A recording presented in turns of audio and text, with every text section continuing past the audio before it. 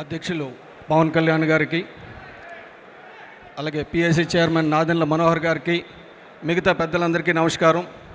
ముఖ్యంగా గెలిచిన సర్పంచులకి, ఎంపీటీసీలకి, జడ్పీటీసీలకి నా శుభాభినందనలు. ఎందుకంటే మీ గెలుపు సామాన్య గెలుపు కాదు.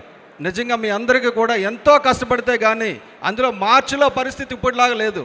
మార్చిలో మీరు నామినేషన్ వేస్తే మీ మీద తిరగబడే పరిస్థితుల్లో మీరు నామినేషన్ వేయడమే కాకుండా మీరు గెలిచి పవన్ కళ్యాణ్ గారిని గెలిపించారు. నేను ఇది సభాముఖంగా చెప్తున్నా. మీ అందరికీ కొంతమందికి లోపలికి అనుమతి లేకపోయి ఉండొచ్చు. మీ అందరి దగ్గరికి మేమే వస్తాం మీ ఊరికి. అది పవన్ కళ్యాణ్ గారి ఆదేశం. గెలిచిన ప్రతి ఒక్కరి దగ్గరికి మనం వెళ్ళి కలాలి, మీరు వెళ్ళి కలాలని చెప్పారు. అలాగే జనసేన పార్టీ పవన్ కళ్యాణ్ గారు పెట్టినప్పుడు ఈ దేశంలో కొంతమంది పెద్దలు ఆయనతో కలిసినప్పుడు ఈ దేశంలో ధర్మాన్ని స్థాపించడానికి భగవంతుడు పవన్ కళ్యాణ్ గారి రూపంలో వచ్చాడని చెప్పారు. ఇది అతిశయోక్తి కాదు, నేను నిజం చెప్తున్నాను ఇది.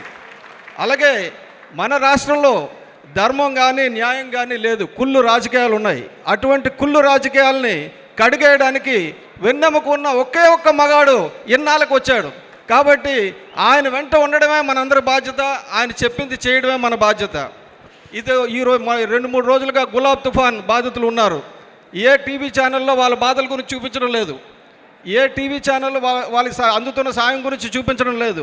కేవలం జన సైనికులు సోషల్ మీడియాలో చూపిస్తున్నారు తప్ప నాకు తెలిసి అక్కడ తుఫాను సాయం ఎంత అందుతుందో నాకు తెలియదు. కానీ గతంలోనే నివార్ తుఫాను బాధితుల గురించి పవన్ కళ్యాణ్ గారు చిత్తూరు వెళ్ళి కోరడం జరిగింది.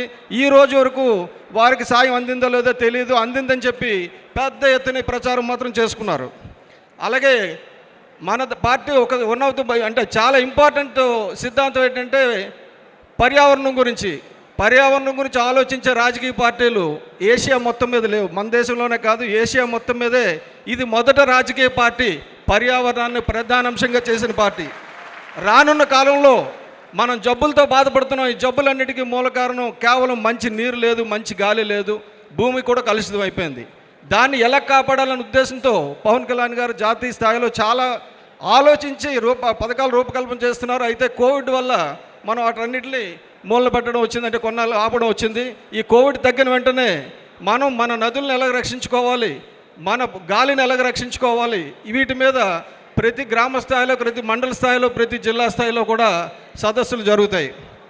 అలాగే మనం ఇదివరకు భీమిలిలో 140 బోట్లు ఉండేవి, అవి ఇప్పుడు 2 బోట్లు అయ్యాయి. కారణం ఏంటంటే అక్కడ ఒక ఫ్యాక్టరీ వచ్చి అక్కడ మత్స్యకారుల బతుకులు నాశనం చేసింది.